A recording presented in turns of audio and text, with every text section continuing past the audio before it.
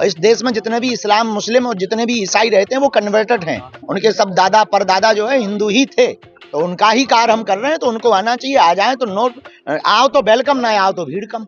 बागेश्वर धाम के पीठाधीश्वर पंडित धीरेन्द्र कृष्ण शास्त्री की हिंदू सनातन एकता यात्रा 21 नवंबर से शुरू होगी। यात्रा का समापन बाबा बागेश्वर द्वारा 165 किलोमीटर पैदल चलकर ओरछा राम राजा सरकार के मंदिर में होगा। यात्रा में बाबा का संकल्प है कि जब तक हिंदू जात पात छोड़कर एकता के सूत्र में नहीं बंधेंगे तब तक वे चैन से नहीं बैठेंगे।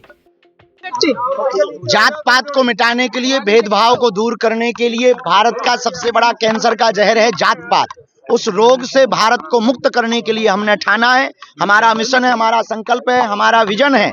हर हाल में इस देश में सिर्फ 2 जातियां होनी चाहिए, एक अमीर की, एक गरीब की। इस प्रण को लेकर के हम बागेश्वर धाम से रामराजा ओरछा तक 160 किलोमीटर की पदयात्रा कर रहे हैं।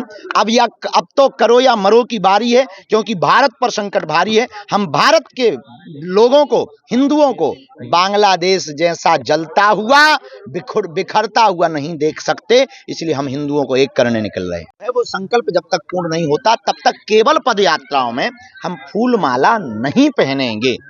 केवल पदयात्राओं में हम फूल माला, स्वागत, सम्मान स्वीकार नहीं करेंगे, क्योंकि हम स्वागत पाने उस यात्रा को शोभा यात्रा बनाने नहीं जा रहे। हम पदयात्रा विचारों की क्रांति जगाने के लिए लेकर जा रहे। फूलमाला में फंस जाएंगे फिर विचार कौन देगा? इसीलिए हम फूलमाला उस पदयात्रा में स्वीकार नहीं करेंगे, खड़ाऊ हम नहीं पहनेंगे। हमारा लक्ष्य है जब तक हम भारत के हिंदुओं को एक नहीं कर लेंगे। ये कि यात्रा शुरू हो रही। दूसरा ये है कि हमारे जैसा आदमी जो 1 किलोमीटर नहीं चलता है, उसने संकल्प लिया 160 किलोमीटर का।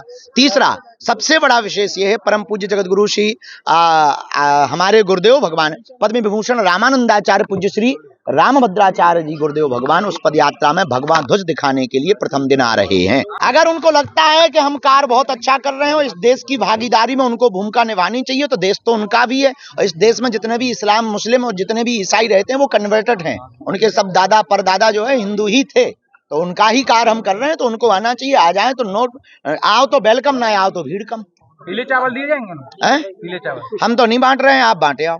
क्योंकि जब युद्ध होता है, रणक्रांति होती है, तो उसके लिए धर्म युद्ध के लिए बुलाया नहीं जाता। जिसका जमीर जिंदा होता है वो आता है।